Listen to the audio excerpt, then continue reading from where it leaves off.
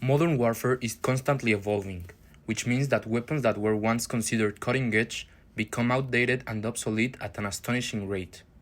You might already be familiar with the RPG, which is an anti-tank weapon developed by the Soviets during the Cold War.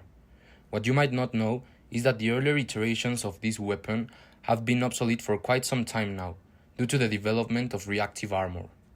You see, there are two kinds of warheads: single-shaped stage charge warheads and tandem charge high explosive anti-tank warheads.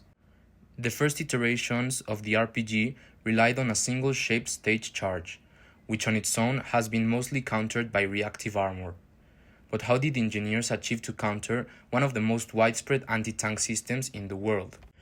In order to answer this question, we first need to know how these single-shaped stage charge warheads work.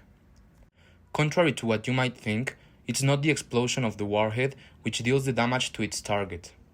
Right after the impact, the highly explosive charge is detonated, which melts what's called the metal liner. The liner turns into a superplastic high-velocity jet moving at 6 to 10 km per second. For reference, a bullet travels at around 1 km per second, carrying with it an extreme pressure and temperature. This jet is capable of cutting through a tank's armor like butter. After witnessing the efficiency of this technology, engineers set off to find a solution to keep the tanks safe from this cheaply manufactured countermeasure. And so they set out to create reactive armor. While this liquid metal jet might be super effective, it has an Achilles heel. Its working range is no more than a couple meters due to its nature. You see, the efficiency of this technology comes down to the speed of the metal jet and its tiny surface, which allows for the energy to be delivered into a very small part of the armor. And it's this weakness which the engineers decided to exploit. Reactive armor consists of brick-like explosive charges, which are mounted on the places which are most likely to be hit by anti-tank warheads. Yes, you heard that right. Engineers shield tanks from explosive warheads with even more explosives. These explosives, though, are directed outwards. As soon as these charges are hit by a projectile, they explode, dispersing the metal jet, rendering it completely ineffective. But you see, warfare has always been a game of one-upping each other.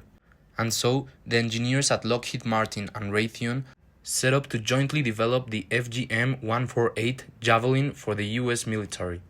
Unlike the older anti-tank weapons, the Javelin relies on what's known as tandem charges. These tandem charges consist of two charges. The first sets off the explosive charge of the reactive armor, and then the second one deals the damage with the metal liner. Only this change makes Javelin orders of magnitude more effective than single-shaped charge warheads against modern tanks. But the engineers at Lockheed Martin and Raytheon weren't satisfied with that, and added a whole bunch of other features which has made the Javelin so effective that it has helped Ukraine fend off Russian tanks for more than 2 years, dealing a devastating blow to the tank warfare. The Javelin is much more than just an RPG though. The system is a fire and forget system, which means that the operator can move to cover after firing since no further guidance is needed. This is enabled by an infrared seeker which locks onto target before launch and a guidance system which uses an infrared imaging seeker for tracking the target during the flight of the warhead. The Javelin also features two attack modes. Its warhead is capable of steering itself and hitting its target from up above, where tank's armor is the most thin.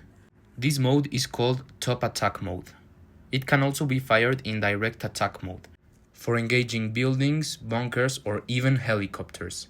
The Javelin also only weighs 22 kilograms, making it light enough for a single soldier to carry it, enabling guerrilla warfare tactics, as those seen in the Ukraine war. It also offers an effective range of 4,000 to 4,750 meters depending on the version.